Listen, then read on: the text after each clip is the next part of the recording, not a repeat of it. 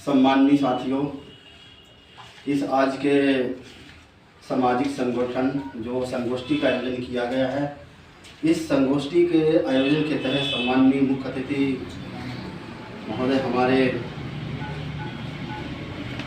श्री सम्माननीय अमृतलाल चौधरी जी एवं कार्यक्रम के इसके अध्यक्ष सम्माननीय बाबूलाल पाठक और सभी यहाँ बैठे हुए बुद्धिजीवी सामाजिक साथियों, जैसा कि आज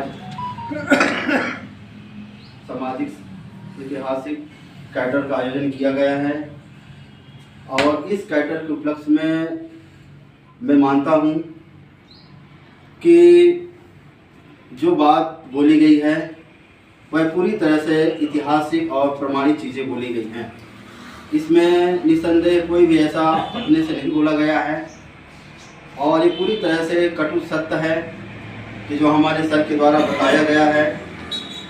और निश्चित रूप से मैं मानता हूँ कि जानिए छानिए मानिए, कभी भी किसी चीज़ को जानने के पहले जो व्यक्ति जानता है, इतिहास के माध्यम से जानता है, विज्ञान के माध्यम से जानता है, कही हुई बातों के द्वारा जानता है, आँखों के देखी हुई बातों से जानता है, ठीक उसी प्रकार हमारी समाज ने तो जान तो गई है लेकिन बीच में छन्ना नहीं लगाई।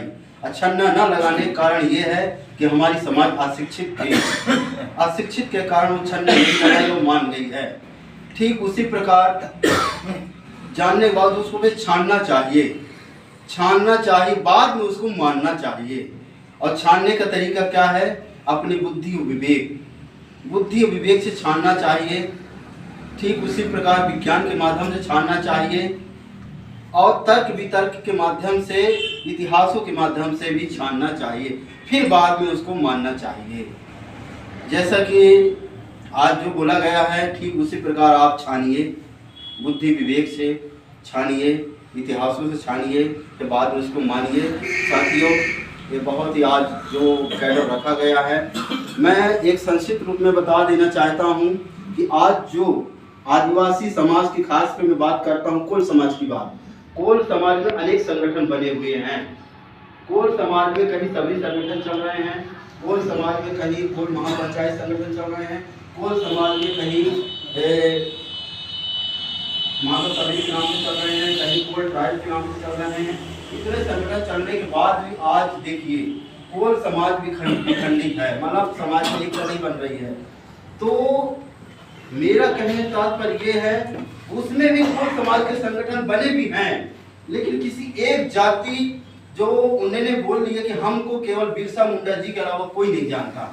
कोल समाज के लोग बिरसा मुंडा जी या अधिक से अधिक माता उसमें क्या बोलते हैं सबरी जी और कोई बिरसा मुंडा जी के अलावा ये समाज नहीं जानता कोल समाज। क्योंकि जितने भी संगठन चल रहे हैं ये सब महापुरुषों को अपने जाति के नजरिए से देख रहे हैं, महापुरुषों को जाति के नाम से बांटने का काम कर रहे हैं।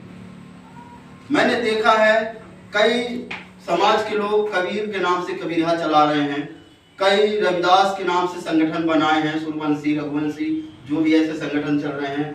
इसी प्रकार के आदिवासी में भी कई कोल समाज सबरी संगठन चल रहा है, कहीं कोल ट्राइब चल रहा है, कोल महापंचायत चल रहा है। ठीक इसी प्रकार ओबीसी के समाज के कई संगठन चल रहे हैं।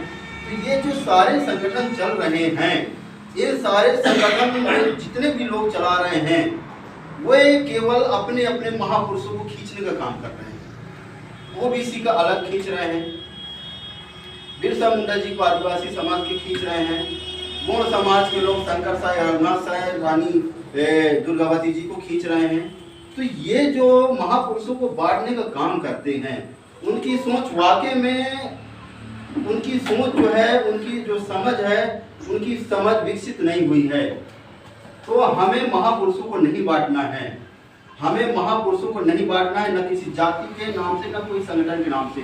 क्योंकि जितने भी महापुरुष जन्म लिए हैं वे सभी दबी कुचली समाज उठाने का काम सभी महापुरुषों ने किया है।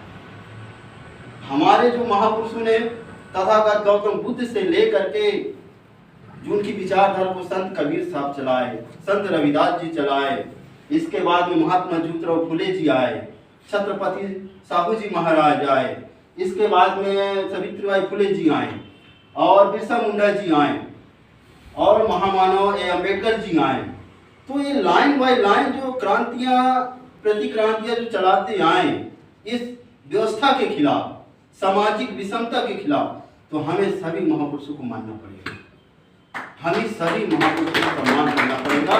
किसी भी महापुरुष को जाति के नाम से नहीं बांटना है, इस बात को हमें ध्यान देना है, खासकर आदिवासी समाज में भी, सभी समाज के लोगों में भी, क्योंकि आज जो यहाँ कार्यक्रम में ये संगोष्ठी रखी गई, मुझे इस बात की बड़ी खुशी हुई है कि यहाँ ऐसी अनुसूचित जनजाति के भी व्यक्ति थे, अनुसूचित जाति के भी व्यक्ति थे, ओबीसी के भी व्यक्ति थे, सभी एसटी एससी ओबीसी के व्यक्ति सम्मिलित हुए हैं। इस कारण इसी को कहते हैं, इस सभी संगठनों को, सभी वर्गों को मिला करके राष्ट्रीय कांग्रेस महासभा लेके चलती है। इसमें जाति विहीन समाज की स्थापना, मतलब किसी भी जाति को हिसाब से काम नहीं करना है, समतामूलक समाज की स्थापना यही करना है। समाज में जो संविधान के जो भारतीय संविधान की प्रस्तावना में जो लिखा है, भारतीय संविधान की प्रस्तावना में जो लिखा है उद्देशिका में कि समता, स्वतंत्रता, बंधुत्व, धर्मनिरपेक्ष एवं न्याय पर आधारित जो हमारा भारत बना है, इसके आधार पर हमारे समाज को एकत्र करना है। ठीक है, धन्यवाद साथियों। नमो जय भीम, जय जोहार, जय संविधान। और कोई अपने विचार रखना चाहता हो इस पर, अपने कोई भी जरा